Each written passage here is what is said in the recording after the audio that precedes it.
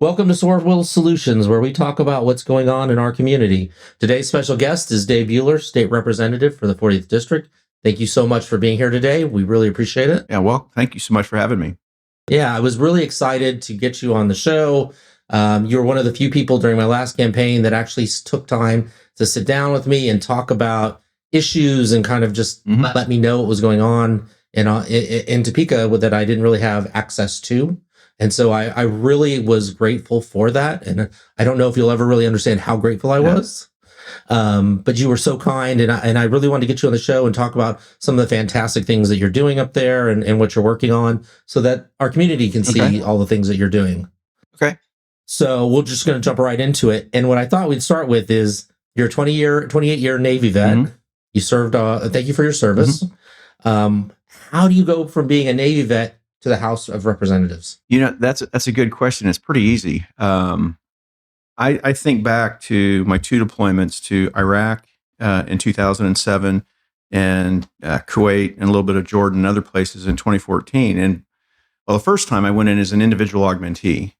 So at the time, the Navy was saying, okay, we're going to take this person and we're going to plop them in. So I went to the multinational corps in Baghdad, and within a week, I mean, you got 3 or 4 days to do turnover with the officer that I was relieving to learn her job. And then the next week she's gone and I'm doing her job. So I've told myself if I could survive that environment and learn how to do that on the fly, I can, I don't say do anything, but you can do almost anything. So that experience, I think really helped me for the legislature, because it's kind of funny when you hear someone campaigning for the first time, there's a naivety about how easy it is to go to Topeka and make change. And it's actually kind of humorous until you get there and you learn that, no, you're one of 125 people in the House, and there is a way to be successful. And you have to learn that way quickly. So to answer your question, it is my 2 deployments, and I think really helped me not get overwhelmed, to learn to prioritize, and then to figure out you got to learn the system, you got to learn the process to be effective. So it actually helped a lot. I'm thankful for that. I don't want to spend another year in Iraq. It helped me get there. So originally, are you from Kansas? Where are you originally from? Yeah. So originally, I'm from Great Bend. Okay. In fact, 2 of my brothers are out helping cousins with the wheat harvest. They left yesterday or the day before. So Kansas is home. We're still in the area to some degree because both my mother-in-law and my mother live just across the river, and they're elderly, and we've got 2 granddaughters in D.C. We might be, tempted to travel at some point, but while the moms are here, that's why we're here. And we love the community. It's a great community. It is an awesome community. So you graduate high school in Great Bend? No, I actually went to Park Hill High School. So my career, actually, I had a dual career. My Navy career is a combination of active duty and reserve. Okay. And then my civilian career was working with Hallmark cards. So I know a lot of people here. Actually retired from Hallmark before I retired from the Navy. So know a lot of people here in the community. We came back, I forget what year. Anyway, we came back and then just decided this was going to be where we lived. And I did my duty stations in the Navy took me to DC, Jacksonville, Port Hueneme, California, a variety of places, but we always wanted to make sure that this is where home was. Wow. So that's kind of how we got here. That's a great story. So you've done some work with the Alliance. Talk about that. God bless those people. Yeah. I was on the board of directors, I think right before my Iraq deployment, and actually had came back to the board before Kuwait. What I recall about the Alliance, well, about this part of Kansas and Leavenworth in general, is I think at the time we had like the 3rd highest incidence of domestic violence in the state of Kansas. It is, it's not yeoman's work they do. It is hard work, the fundraising they do. Any nonprofit providing that vital service is so valuable to the community. And I know that the Alliance has a great tie with law enforcement. They have Yep. to. And they provide services to people who really need it. And it's unfortunately part of the community that people don't want to talk about. Yeah. They don't want to acknowledge, but they do great things. And I am at least pleased as a resident that we have an organization like the Alliance that can provide those services where we need it. So it's a great thing. It's a good bunch of people. I was able to last year attend their candlelight vigil. When I was a deputy, I made several trips over there, removing women from the shelter and taking them elsewhere, getting them out of the community for their safety. So it's a dark part of the community. It is. But definitely a necessary service. Sure. You've been in our community for a long time. Leavenworth is a little bit different than other communities in Kansas. How has that impacted what you do on the Hill? Well, the biggest thing for the state, we have I'm not sure what the right word is, but we have the distinction of having the worst ratio of commercial to personal property tax in the entire state, which means that the state average is supposed to be around 60-40. So of property taxes that fund schools, counties, cities, whatever, the historical average is around 60-40. So 60% of those taxes come from personal property taxes, 40% come from commercial or businesses. This state, or in this county, we are 86% personal property tax to about 14% commercial, which means that the homeowners in both Leavenworth and Lansing are funding, for the most part, school boards, city, local, any taxing entity comes from homeowners. That's a challenge. Sedgwick County is another one. Any place that has a military installation. Riley, I believe, is another one. I campaigned on this topic. There you go. You opened my eyes to this topic, actually. Yeah. And as I dug into it, it is, and we've had a number of these conversations. How do you solve this problem? Yeah. Because we have so many untaxed entities. Yep. So we get the economic benefit of the fort, but when it comes to providing our infrastructure, the dollars are going to come squarely on the back of the homeowner. So when you take that to Topeka, there's 3 counties. There's 3 counties that have this problem, and so when you make policy, it's for all 105 counties. So Leavenworth is not a large enough problem to those other 104 counties to do things drastically different. There is a possible solution in a resolution that we passed this year that would eliminate property taxes. We can get into that later. But it's a way that would, in my view, would be tremendously beneficial for this county and for the entire state. There will be a fight with business interests because I'll get into it. It's HCR 5014. It was introduced in March by the Speaker Pro Tem.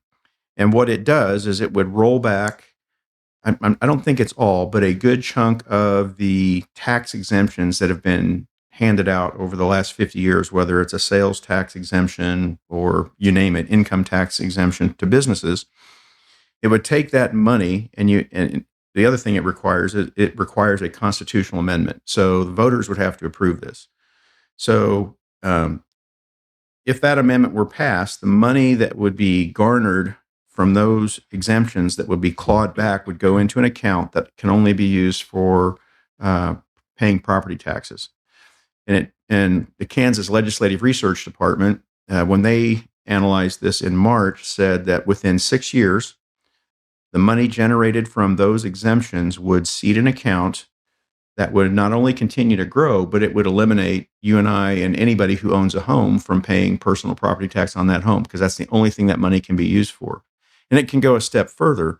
If allowed to grow for 10 years, the estimation is it could also eliminate Kansas individual income tax. We would be the first and only state in the union to do that.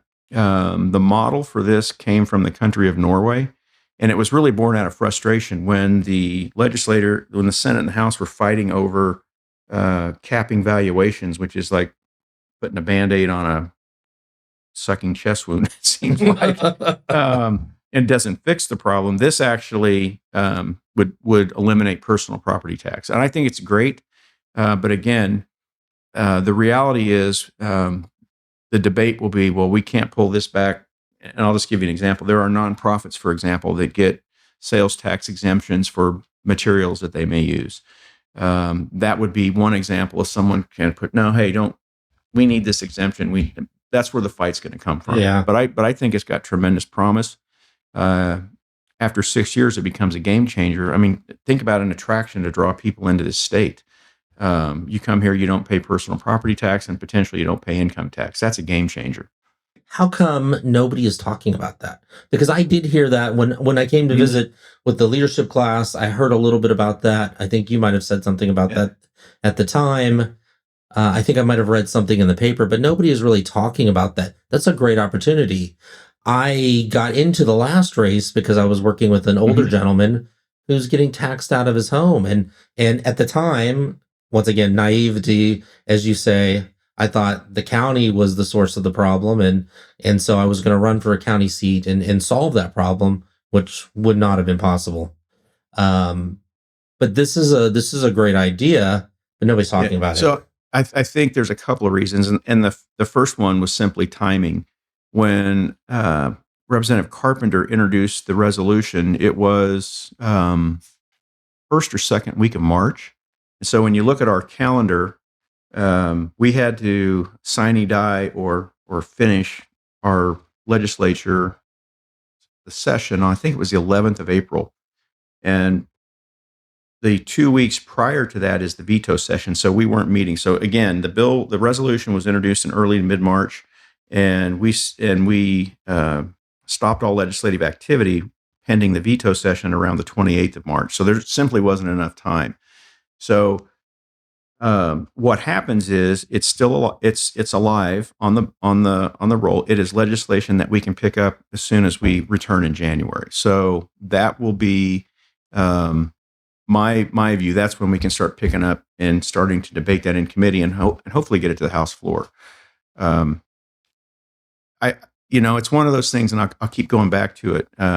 This is one of those ones that will have a legislative fight because you can almost see any group who's received a tax exemption over the last 50 years is going to come in force to say, no, we can't do this. We can't do this. But again, it goes back to the older gentleman you were talking about.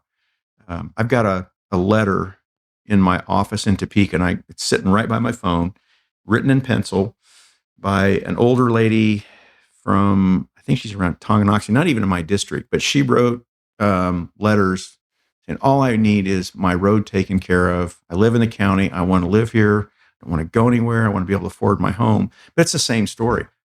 I can't afford to live in my home as long as property valuations are going up 15% and spending goes up. And that's the other side of it, spending. I'm not going to trash or bemoan any taxing entity for what they spend, but I will challenge any taxing entity to consider what they're spending because of people like that. City of Lansing, for example, has done great until I think this last year holding revenue neutral. They're one of the few. The school districts can, and again, I'm not challenging why they're continually raising their spending. I mean, Lansing just announced last week that they intend to go above revenue neutral again. I saw that. With declining enrollment, that's a hard pill to swallow. And so if there's a reason for it, they need to sell that to the voters. But yeah, and it gets back to, again, the other side of it is we are a state of declining population. Our population has continued to decline the last 2 decades. So when you're losing population that are the taxpayers, you've got a declining taxpayer base while you're continuing to raise taxes. It just becomes unmanageable. At some point, you got to say, "Uncle, we got to stop this." So that I see both sides of this debate. The revenue neutral. As a business, I could not function as a revenue neutral business. It's impossible because what we're getting charged for internet, water, gas, all of those basics, is constantly going up. How do we expect entities like our schools, our county to remain revenue neutral when the cost of health insurance is going up Yeah. exorbitantly? So I don't know that I think it's sometimes foolish to expect them to always be revenue neutral, but I would go back to you and your business. Um, just because inflation goes up 4% doesn't mean you can raise your rates 4%. I mean, as a businessman, you're gonna look for cost saving ways to, because you have to make a profit to stay in business. Um, you have to look for those ways to be creative to make your business more efficient, and still provide services that are better. And that's the challenge. You don't have that mentality, or you don't see that mentality in organizations that are funded by the taxpayer because it's somebody else's nickel. And it's real easy to say, oh, the one that I always like is, uh, there was a candidate for a school board election here a few years ago that would just say, oh, it's just the cost of another pizza a month. That's all we're raising your taxes. It's just one more, just it's the cost of a pizza per month. That rationalization, or if that is your first approach to this, I think that's the wrong approach. The first approach is, okay, how do we get better at what we're doing? How do we make sure that we're using the money that the taxpayers give us correctly? Um, and then go forward. And that is hard to find in government. It really is. We look at Leavenworth County, and once again, that's my knowledge base is Mhm. really strong there, having Sure. run. They put off building maintenance, deferred building maintenance to the point where it's costing them $6 million, $7 million to fix a historic building simply because the approach they took was to try to save money there. Yeah. How do you avoid that though? That is the thing that I keep coming back The to. deferred It's maintenance lease. real easy to say we'll cut costs here and there. I think I sat through a commission meeting where somebody came in and they're like, I live on this road. You're supposed to be spraying noxious weeds. It's in the budget, but nobody has done that for the past year.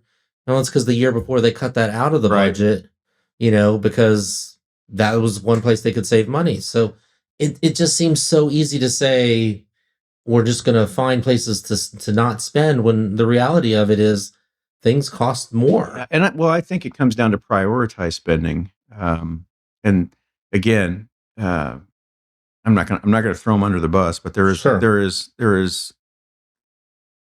there are examples of okay, we're going to do this year and not do this the next year. I think it comes back to that prioritize spending. There's another piece that is real. That has had a tremendously uh, bad effect on governments, and I'll just say it is the spending that happened during COVID. Oh, And so uncontrolled.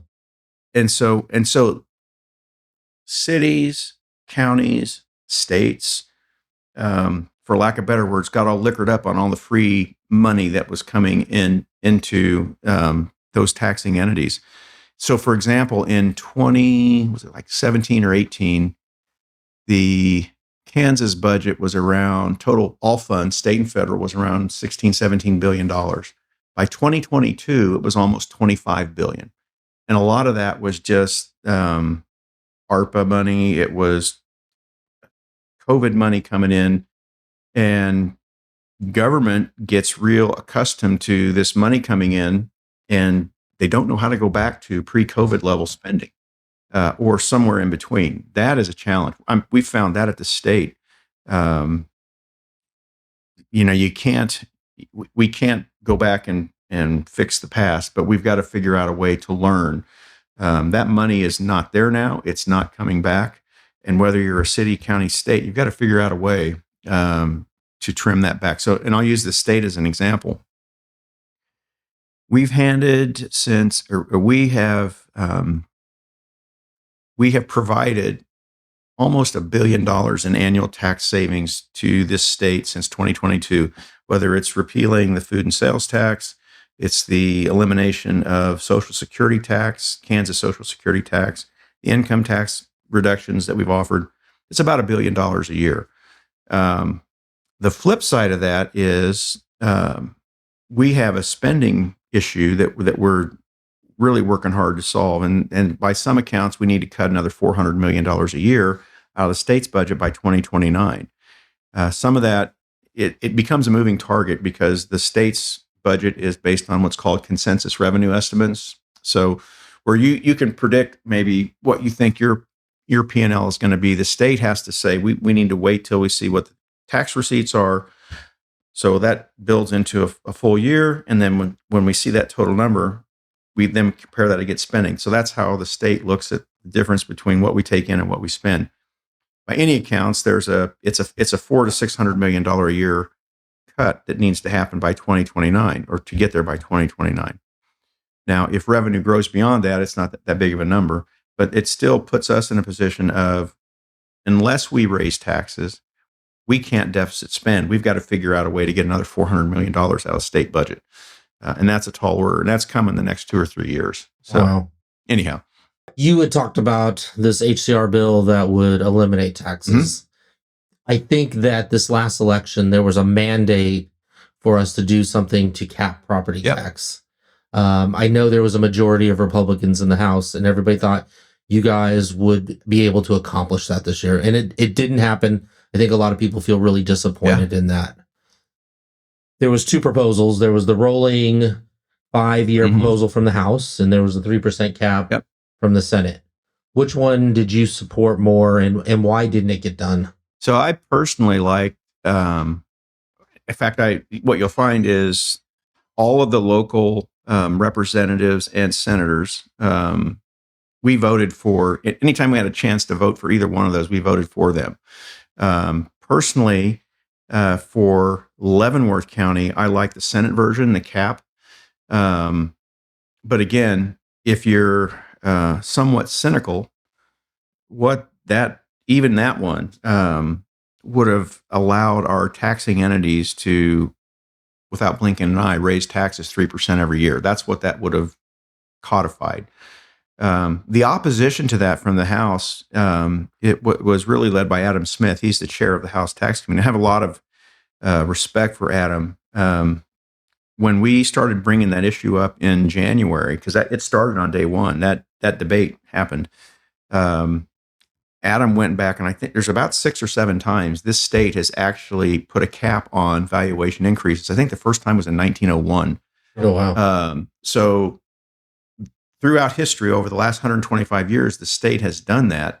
And Adam has said it's never worked for whatever reason.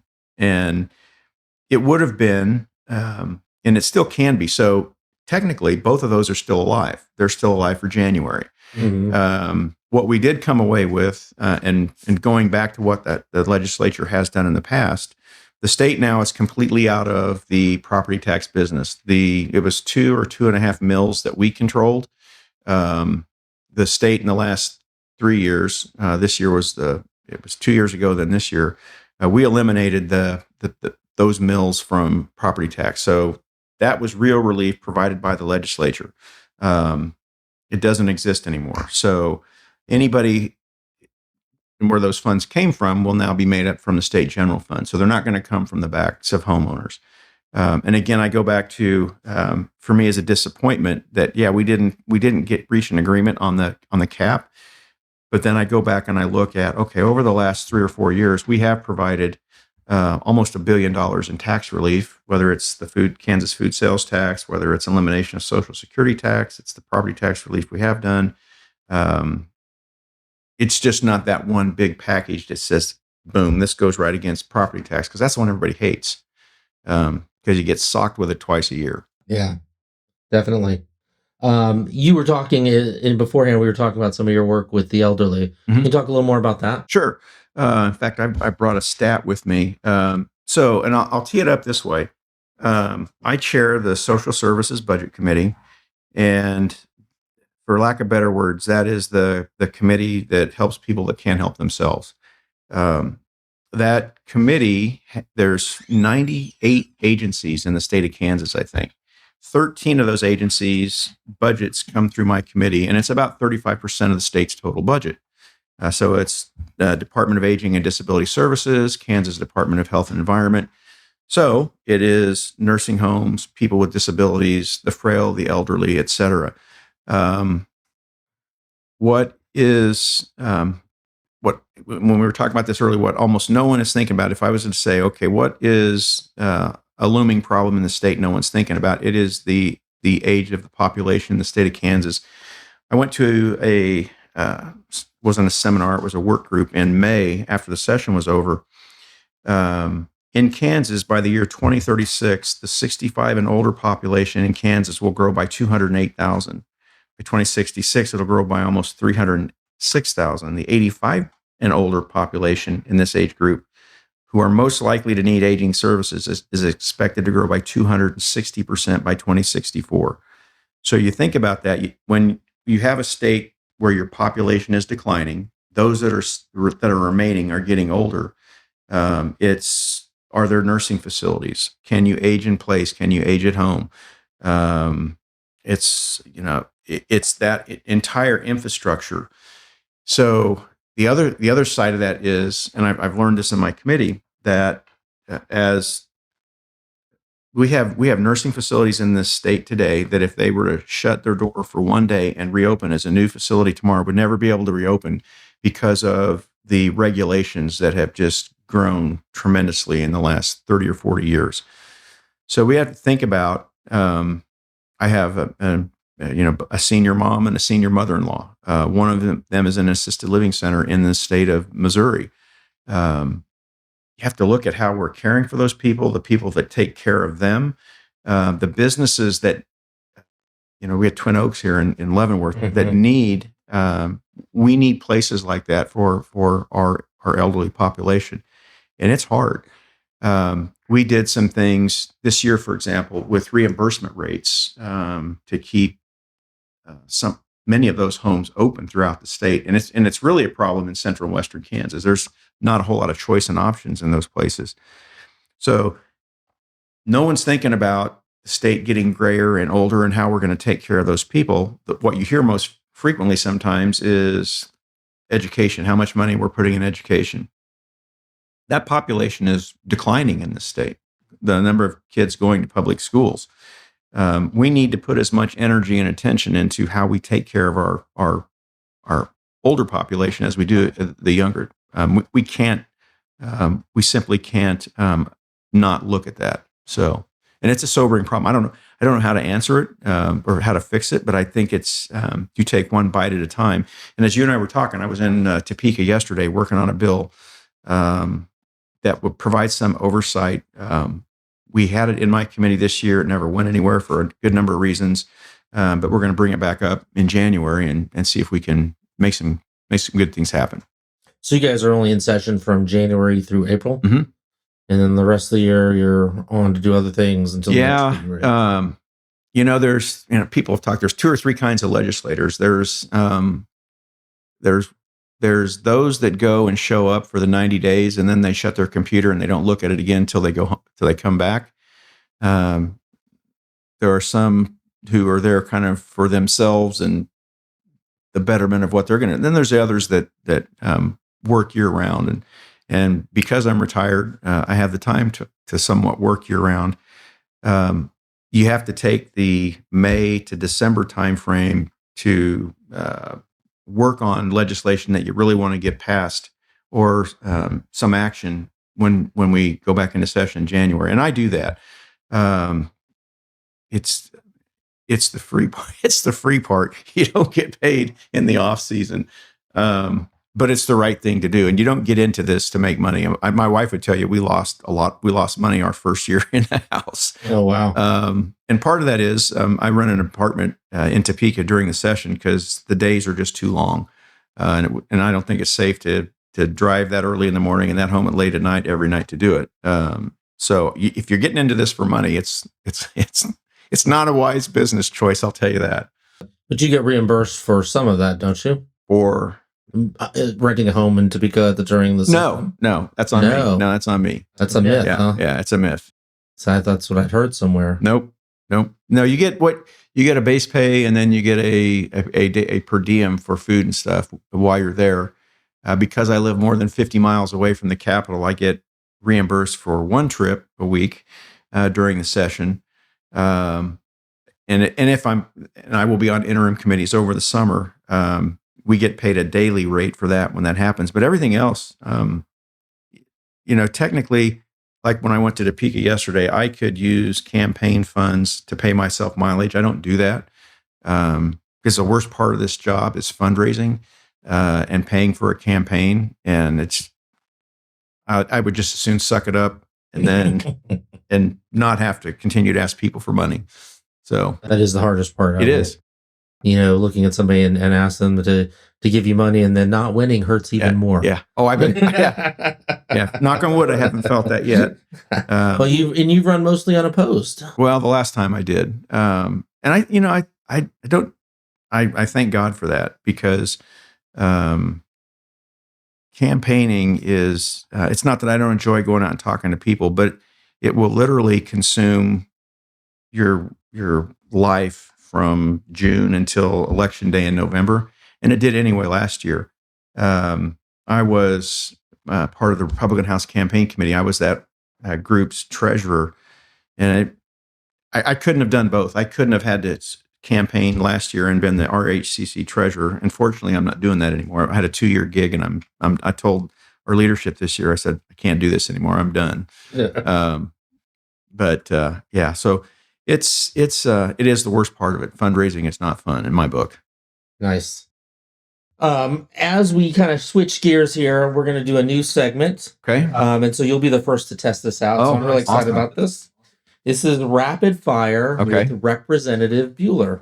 And so I've got 10 questions here. I'm going to allow you to choose a number between 1 and 10. Okay. We'll do like 4 of these questions. Okay. So go ahead and choose a number here. 5, George Brett's number. George Brett.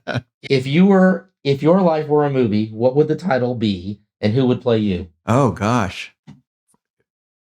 Wow. Well, so let me think of the movie first, but the person who would play me, I'd be honored, would be John Wayne. Okay. There's probably a lot of young kids who don't even know who John Wayne is or was. I'll use one of his movies. I'll use The Fighting Seabees. Oh, not good movie. So, good movie. Yeah. So I was in the Seabees. They overcame a lot during World War II. They work hard. They play hard. I can't play hard anymore. I'm too old. But that'd be a good one. All right. Next one. You got 1 through 9. -5. Let's go 9. All right. Number 9. You're stranded in Topeka during a snowstorm. What 3 things do you hope are in your car? That's actually happened each of the last 2 years. Oh, really? Yeah. The number 1 is my truck. I had a snow shovel. Okay. Because I had to, and I had it in my truck and in the house or the room because I had to actually shovel a path out to my truck. Frozen.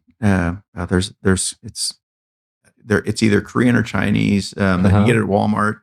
It's a staple that you can eat off of that in the Ramada Inn in Topeka with an air fryer. That's 2. Third one, God. Boy, it beats clean clothes. Okay. All right. Next one. Okay, let's go to the top or go to 1. Number 1. What's one thing the Navy prepared you for that you never thought would help in politics?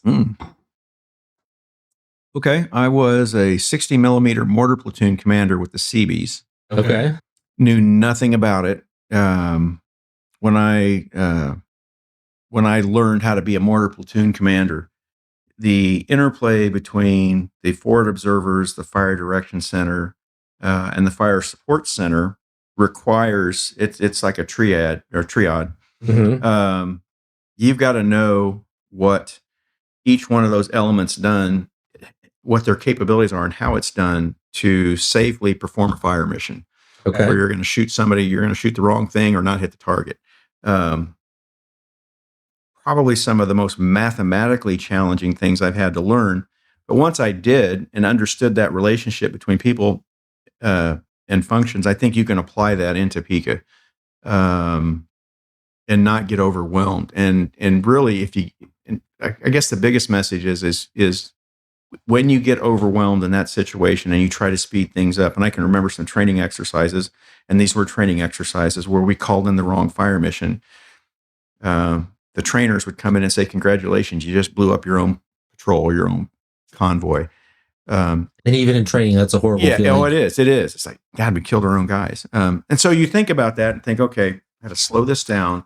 I got to really understand what I'm doing and do it right, because sometimes the outcome is really, really bad.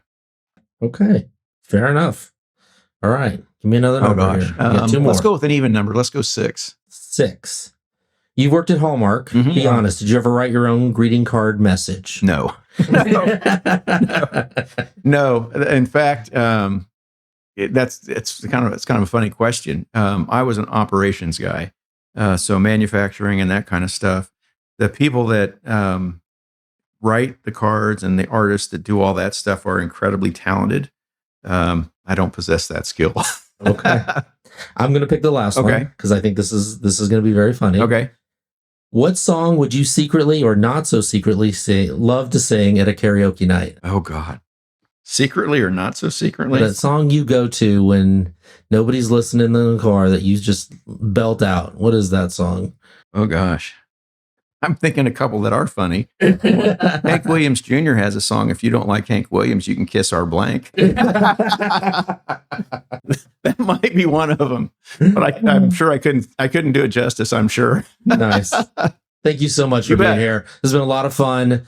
Thank you everybody for tuning in and getting to know Representative Dave Buehler. Very smart guy, humble, honored that I call you my friend. Yep. Look forward to next week's episode. SorWil Solutions, brought to you by Joe Wilson for Leavenworth City Commission. We'll be looking for you next week. Awesome.